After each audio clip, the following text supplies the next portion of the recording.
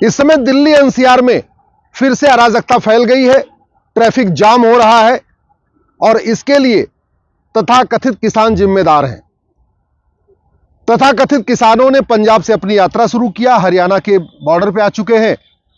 अब वो दिल्ली में ना प्रवेश करें इसलिए गुड़गांव के बॉर्डर पे भी चेकिंग चल रही है, नोएडा बॉर्डर पे भी चेकिंग चल रही है, गाजियाबाद बॉर्डर पे भी चल रही है, फरीदाबाद बॉर्डर पे भी चेकिंग चल रही है।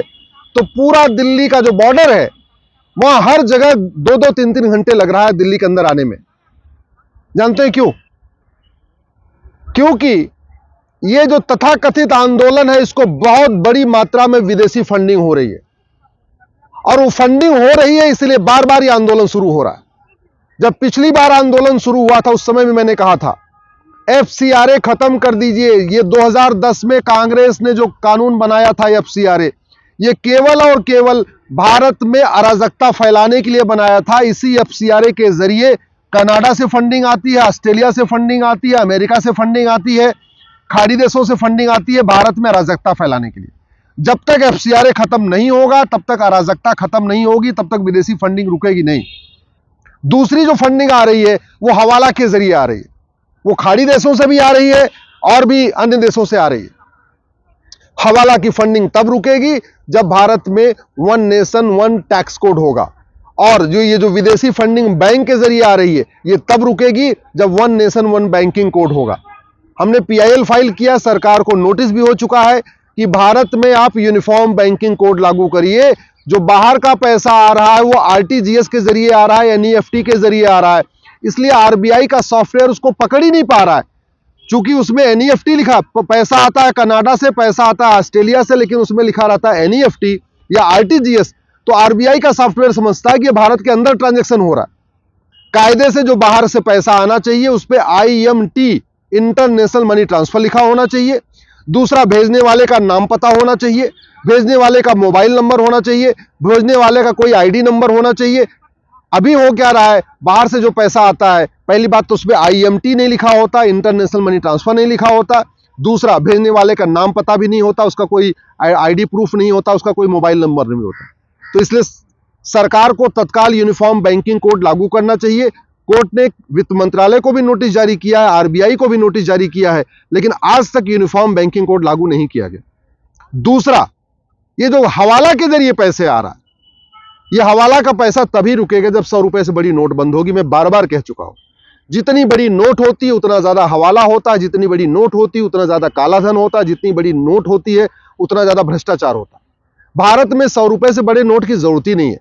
सरकार खुद कह रही है कि 80% से ज्यादा 80% लोग पर डे 100 रुपए से कम खर्च करते हैं, और जो 20% भारतीय 100 रुपए से ज्यादा खर्च करते हैं पर डे, उनके पास एटीएम, पेटीएम, भीम, UPI, debit card, credit card सब कुछ है। फिर ये 100 रुपए से बड़ी नोट की जरूरत क्या है? 100 रुपए से बड़ी नोट बंद नहीं होगी तो हवाला बंद नहीं होगा, हवाला बंद नहीं होगा तो अराजकता बंद नहीं होगी। आज की डेट में इस समय भारत में 130 करोड़ आधार बन चुका है, 225 करोड़ बैंक के खाते हैं, गरीब से गरीब आदमी बैंक में खाता है। भाई 51 करोड़ तो जनधन खाते हैं। ये जो किसानों को हर 3 महीने में पैसा आता है वो गरीब किसानों को आता है, यानी गरीब से गरीब किसान भी बैंक से जुड़ा हुआ है, गरीब से गरीब मजदूर बैंक से जुड़ा हुआ है, आदिवासी बैंक से जुड़ा हुआ है, हर परिवार बैंक से जुड़ा हुआ है। जब हर परिवार बैंक से जुड़ गया है तो 1000 रुपए से महंगे सामान का कैश लेन देन रोकने में क्या दिक्कत है? 1000 रुपए से महंगे सामान का कैश लेन देन बंद हो जाए, प्रॉपर्टी आधार से लिंक हो जाए, 100 रुपए से बड़ी नोट बंद हो जाए, हवाला भी खत्म हो जाएगा, कालाधन भी खत्म हो जाएगा, बेनामी संपत्ति भी पकड़ में आ जाएगी, आयसरी संपत्ति भी पकड़ में आ जाएगी। और जैसे संपत्ति को आधार से लिंक करेंगे तब पता चलेगा कि ये जो किसान नेता बैठे हैं ना, ये 500-500 करोड़ के मालिक हैं, 1000-1000 करोड़ के मालिक हैं। ये जो आपको दिखते हैं ना टोपी लगा के, चप्पल पहन के और सस्ता वाला कुर्ता पजामा पहन के, कोई 50 पेट्रोल पंप का मालिक है, कोई 100 पेट्रोल पंप का मालिक है, सब बेनामी काम चल रहा है।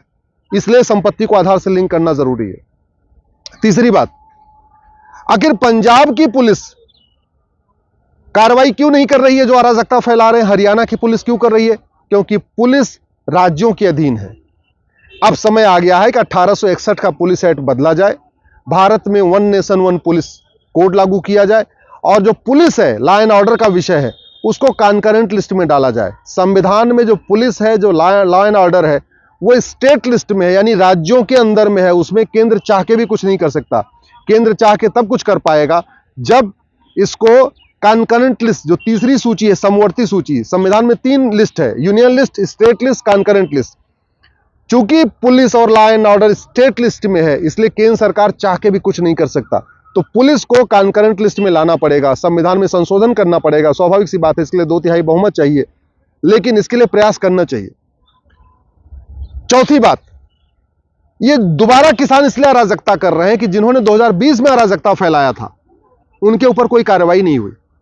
आपने 3-4 साल पहले भी देखा था दिल्ली में किस तरीके से अराजकता फैली थी, कैसे लाल किले के ऊपर चढ़ गए थे, लाल किले पर हमला कर दिया था, कितने पुलिस वालों को मारा था, पुलिस वालों पे लाठी घायल कर दिया था। जिन लोगों ने जो 2020-21 में अराजकता फैलाई थी, अगर उनको सजा हो गई होती ना, तो दोबारा ये फिर से अराजकता फैलाने की हिम्मत नहीं पड़ती। चूंकि पुलिस सत्ता की गुलाम है, पुलिस स्टेट के अधीन है, एक राज्य कार्रवाई करता, दूसरा का राज्य कार्रवाई नहीं करता। चौथा, जो जुडिशियल सिस्टम एकदम सड़ा हुआ है, न्यायिक व्यवस्था सड़ी हुई है, लोगों को सजा ही नहीं होती है। 20 साल, 30 साल, 40 साल मुकदमे चलते हैं। अगर जिन्होंने पिछली बार अराजकता फैलाई थी, अगर उनको साल भर के अंदर सजा हो गई होती, तो दोबारा बॉर्डर पे आने की किसी की हिम्मत नहीं पड़ती। दोबारा बॉर्डर पे आने की इसलिए हिम्मत पड़ी है, एक तो विदेशी फंडिंग हो रही है, एफसीआरए के जरिए फंडिंग भी हो रही है, हवाला के जरिए फंडिंग हो रही है, उनके एनजीओज को फंडिंग आ रही है, और जिन्होंने अराजकता फैलाई उनको सजा नहीं मिली। सजा जल्दी मिले, इसके लिए नार्को पॉलीग्राफ ब्रेन मैपिंग कानून बनाना पड़ेगा। मैं गारंटी के साथ कहता हूं, आप 4-5 किसान नेताओं को पकड़ के उनका नार्को टेस्ट कर लीजिए, पॉलीग्राफ कर लीजिए, ब्रेन मैपिंग कर लीजिए। बाकी तो छोड़िए, आप एक बार टिकैत को पकड़िए। टिकैत के पास कितनी प्रॉपर्टी है अखबारों में आ चुका है, टिकैत के पास कितना आय से संपत्ति है सबको अखबारों में आ चुका है। एक बार आप टिकैत को पकड़ लीजिए और टिकैत का नार्को टेस्ट कर लीजिए, पॉलीग्राफ ब्रेन मैपिंग, सारा सच सामने आ जाएगा। और ऐसा सच सामने आएगा कि पूरा भारत स्तब्ध हो जाएगा। किसानों की आंख खुल जाएगी, ये हमारा किसान नेता है क्या? इतना उनके अंदर काला सच छिपा हुआ है। एक बार आप टेस्ट करके देखिए तो। लेकिन टेस्ट तो तब कर पाएंगे ना जब आपके पास नार्को पॉलीग्राफ ब्रेन मैपिंग बनाने का कानून होगा। 1 घंटे में एफआईआर हो, 1 महीने के अंदर जांच पूरी हो, इसके लिए हमें पुलिस चार्टर लागू करना पड़ेगा। साल भर के अंदर मुकदमों का फैसला हो, इसके लिए हमें जुडिशियल चार्टर लागू करना पड़ेगा। और तीसरी बात, जिसके पास बेनामी संपत्ति हो, जिसके पास आयसरिक संपत्ति हो, जिसके पास कालाधन हो, उसको 100% जब्त करने, उसकी नागरिकता खत्म करने और उसको आजीवन कारावास, फांसी देने के लिए कानून बनाइए। मैं गारंटी के साथ कहता हूं, ये जो बार बार अराजकता फैलाई जाती है, कभी किसी बांध के खिलाफ आंदोलन शुरू होता है, कभी किसी खिलाफ आंदोलन शुरू हो जाता है, ये सारा बंद हो जाएगा। शांति आएगी, समृद्धि आएगी, खुशहाली आएगी। कानून घटिया है इसीलिए अराजकता है। कानून कठोर हो, दंड साल भर के अंदर हो, जस्टिस विद इन ईयर हो, 1 साल के अंदर मुकदमे का फैसला हो। मैं गारंटी के साथ कहता हूं, ये भारत में कभी माओवादी अराजकता फैलाते हैं, कभी नक्सली अराजकता फैलाते हैं, कभी खालिस्तानी अराजकता फैलाते हैं, ये सारी अराजकता खत्म हो जाएगी। केवल किसान आंदोलन खत्म नहीं होगा, माओवाद भी खत्म होगा, नक्सलवाद भी खत्म होगा, अलगाववाद भी खत्म होगा, कट्टरवाद भी खत्म होगा, जिहाद भी खत्म होगा, मजहबी उन्माद भी खत्म होगा। ये राहुल गांधी अराजकता कैसे फैला रहे हैं? क्योंकि राहुल गांधी बाहर हैं। राहुल गांधी जो जातियों के आधार पर बांट रहे हैं, वो कैसे बांट रहे हैं? बाहर है। अगर जस्टिस विद इन ईयर होता, साल भर के अंदर मुकदमे का फैसला होता, इनको सजा हो चुकी होती है, तिहाड़ में होते, तो बाहर जाति के जहर घोल पाते क्या? ये तथाकथित किसान नेता जो बार बार अराजकता फैला रहे हैं, क्यों? क्योंकि वो बाहर हैं। अगर पुलिस रिफॉर्म हो, जुडिशियल रिफॉर्म हो, एडमिनिस्ट्रेटिव रिफॉर्म हो, साल भर के अंदर मुकदमे का फैसला हो जाए, तो ये जो बार बार अराजकता फैल रही बंद हो जाएगी। ये माओवादी नक्सली जो जिंदा है, क्यों? क्योंकि उनको फंडिंग आ रही है।